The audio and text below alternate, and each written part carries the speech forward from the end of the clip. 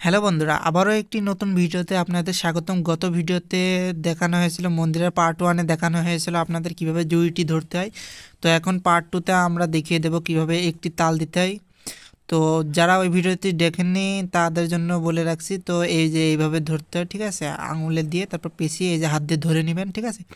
এই যে এই আঙুল দিয়ে ধরে নেবেন, তারপর যে ছোট জুড়িটি আছে সেটি আঙুলের ফাঁক দিয়ে নিয়ে এই যে এইভাবে পেঁচিয়ে নেবেন। গত ভিডিওতে দেখানো হয়েছে, ঠিক আছে। এইভাবে নিয়ে তখন আপনাকে বাজাতে হবে, ঠিক আছে, বাজানোর মতন হাতে ধরে নিতে হবে। তখন এই যে ফাঁকা যে একটা মারবেন, ঠিক আছে, সেটাকে বলা হয় ধা।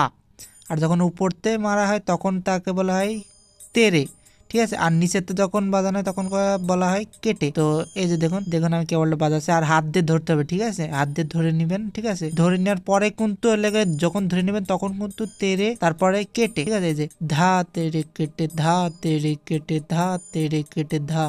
তো বন্ধুরা আরেকবার দেখে নিন, এই যে হ্যাঁ বাজাচ্ছে, দেখে নিন।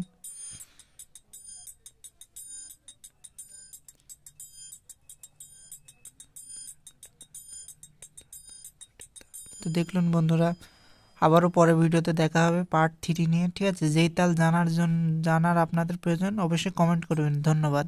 আর নতুন হলে অবশ্যই চ্যানেলটি সাবস্ক্রাইব করে দিবেন।